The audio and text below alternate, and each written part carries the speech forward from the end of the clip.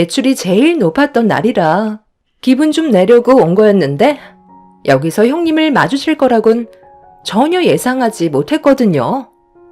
기분 좋은 오늘 분위기 망치고 싶지 않으니까 음식 드시고 싶은 거 마저 드시고 이 카드로 결제한 다음 저한테 다시 주세요. 정말 이런 동서가 어디 있어요? 쓸데없는 잔말 말고 그냥 받으세요. 그리고 먹다 남은 잔반은 싸가는 거 잊지 마시고요. 형님이 제일 잘하는 게 식당에서 남은 음식 싸달라고 하는 거잖아요. 저는 그 말을 형님이 꺼낼 때마다 숨고 싶을 정도로 형님이 너무 창피했었어요. 동서가 나를 그렇게까지 생각하고 있는 줄 몰랐네. 음식 남은 거 싸달라는 게 뭐가 어때서? 내 돈 내고 내가 사 먹은 건데 버리는 건 너무 아깝잖아? 그게 잘못된 거야? 그때 동서가 나한테 뭐라고 그랬어? 정말 알뜰하다며 본받고 싶다고 하지 않았어? 그런데 그 모든 것들이 전부 가식이었던 거야? 그리고 동서가 그동안 나를 어떻게 생각했는지 모르겠지만 나 그렇게 못 사는 형편 아니야. 가족들끼리 레스토랑에 와서 외식할 수 있을 정도의 능력은 충분하다고. 카드는 받을 생각 없으니까 넣어두고 앞으로 시부모님께 어떻게 할 건지 그거나 생각해. 관계 회복이 우선 아니겠어? 그럼 우리 대화 끝난 거지? 오늘도 온갖 착한 척은 형님 혼자 다 하네요. 꼴랑 연봉 3천 가지고 제 앞에서 큰 소리 치는 거예요? 번데기 앞에 주름 잡는 것도 아니고 그 정도 돈은 누워서도 번다고요. 정말 가짠지도 않아서. 동서는 착한 척하는 제가 꼴보기 싫다며 들고 있던 카드를 면전에 던지면서 얼굴에 맞게 되었어요. 손이 사람으로서 항상 좋은 모습만 보이려 노력했고 그동안 동서에게 많은 도움이 되어주려 노력을 했었는데 동서는 그런 저를 항상 안이꼽게 생각하고 있었다는 거에 너무 큰 실망을 하고 말았습니다. 저는 결국 참아왔던 분노를 터뜨리게 되면서 동서의 코를 납작하게 만들어버리게 되었네요. 그리고 제 말을 듣게 된 동서는 사색이 된 얼굴로 저를 바라봤어요. 무슨 말도 안 되는 소리를 하세요? 형님이 저보다 많이 번다고요? 지금까지 저한테 그런 말 한 적 한 번도 없었잖아요. 그만큼 버는데 이 꼴로 산다고요? 내 모습이 뭐가 어때서? 나는 지금의 삶에 충분히 만족하면서 지내고 있는데 돈이 많다고 그걸 무조건 드러내는 게 좋은 건 아니야. 그리고 내가 왜 그동안 숨기고 있었는데 동서랑 서방님이 매달 벌어들이는 월급이 얼마인지 뻔히 알고 있는 상황에서 내가 얼마 벌고 있다고 얘기하면 동서는 기분이 어떨 것 같아? 열심히 살고 있는데 사기가 떨어지겠지? 그래서 지금까지 아무 말도 하지 않았어. 돈을 많이 번다고 해서 온 동네방네 떠들고 다니면 나중엔 주위에 내가 가진 재산에만 눈독 들이는 사람들로 가득 차 있는 거라고. 저번에 한번 얘기했었지? 앞날을 아무도 알지 못하기 때문에 혹시 모를 일을 대비해 최대한 많은 돈을 저축하는 게 좋다고. 그 말을 왜 했겠어? 동서는 내가 그냥 일반 회사에서 월급 받고 있는 사무직으로 알고 있는데 나 또한 지금 현재 사업을 운영하고 있다고. 그런데 과거에 크게 한번 미끄러지면서 사업에 지장이 생겼고 꽤 큰 손실을 입게 되면서 적자를 면하지 못했었어.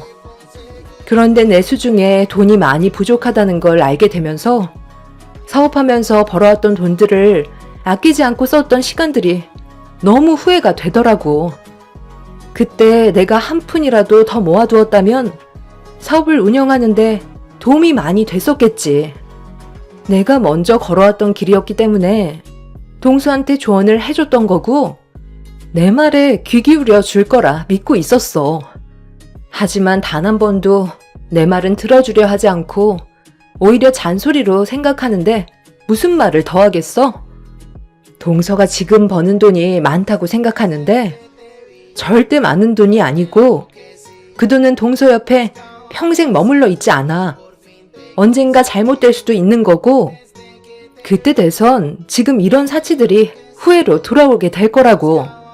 나는 오늘 이 시간 이후로 동서한테 어떠한 일이 찾아와 도움이 필요하게 된다 해도 절대로 도움 주는 일은 없을 거니까 그 잘난 맛에 사는 인생 멋지게 한번 살아봐.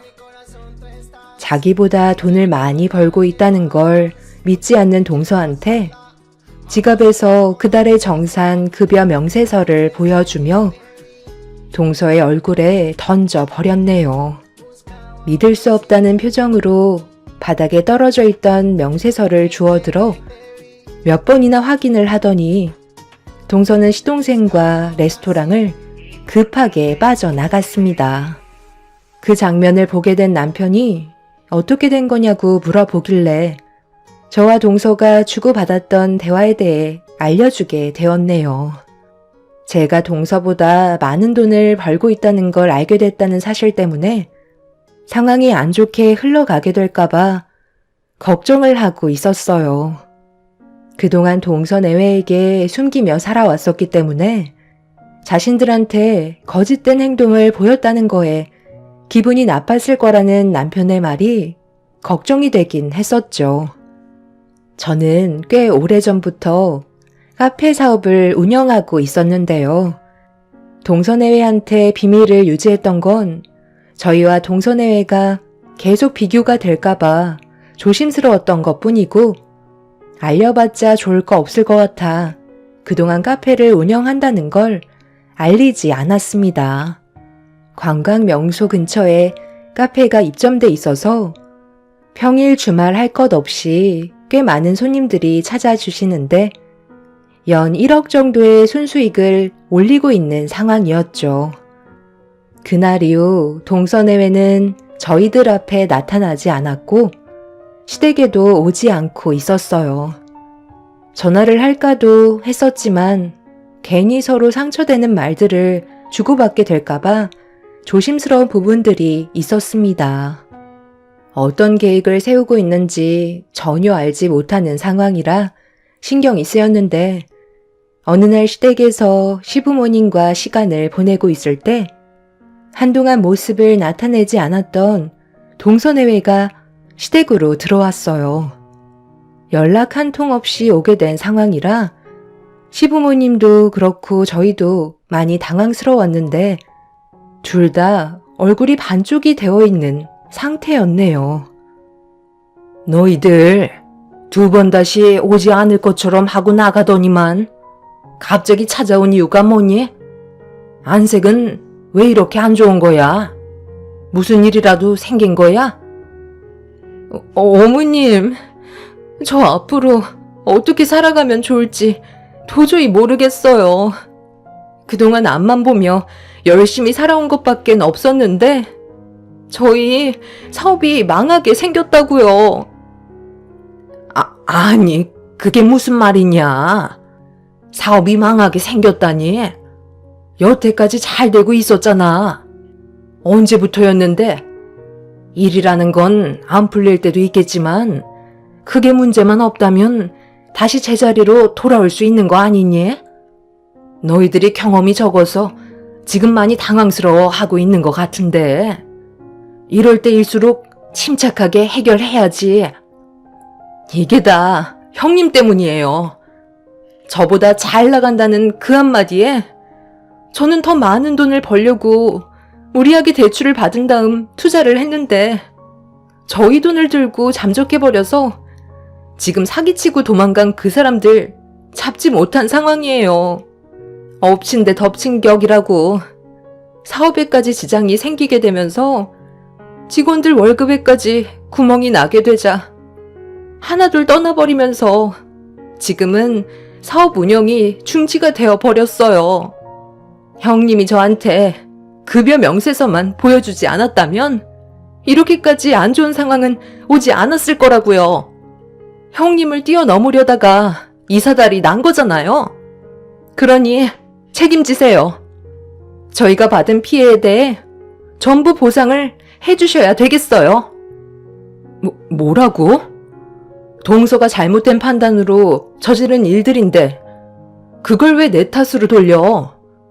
동서가 결정해서 움직인 거고 나한테 단 한 번이라도 상의한 적 있었어? 사업 확장을 위해 투자를 결정했다면 나한테 한 번이라도 물어볼 수 있는 거 아니었어? 동서는 내가 벌어들이는 돈에 눈이 멀어 앞뒤 안 가리고 행동해서 얻은 결과를 나한테 뒤집어 씌우려는 거야?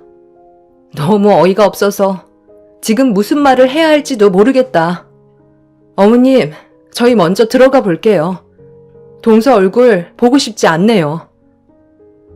형님, 정말 죄송해요.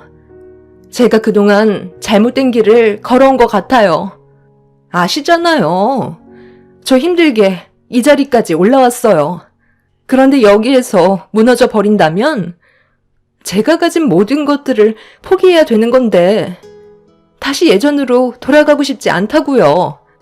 한 번만 도와주세요. 형님은 저를 충분히 도와주실 수 있는 능력이 되시잖아요. 제가 가진 외제차 명품들 전부 다 포기할 수 없어요. 큰 집에서 살다가 다시 작은 집으로 돌아갈 수 없는 것처럼 지금의 삶을 잃게 된다면 저는 더 이상 살아갈 수 없게 되는 거라고요. 그러니 도와주세요. 제가 이렇게 무릎 꿇을게요. 지금 저한테는 자존심이고 뭐고 아무것도 남아있지 않아요. 돈이 없다면 저는 없는 거라고요. 형님이 도와주지 않는다면 제 인생은 여기서 끝이에요.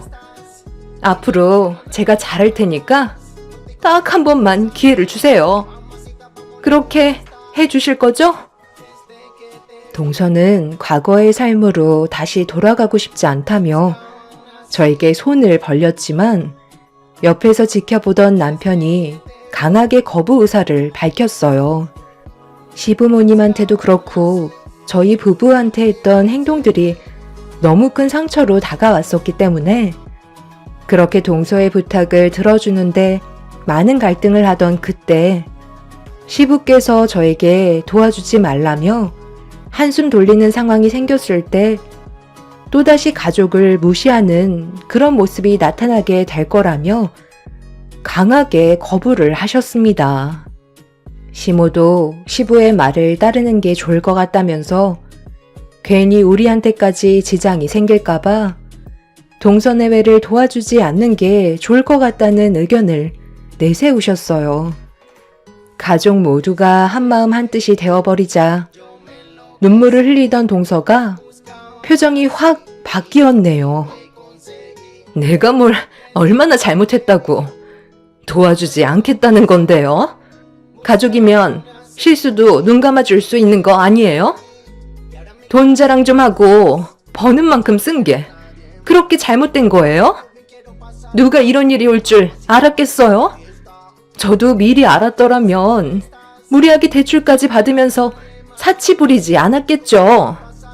지금 사업이 무너지면 저희는 빚에 허덕이는 삶을 또다시 살아야 하기 때문에 구질구질한 인생으로 다시 돌아가고 싶지 않다고요.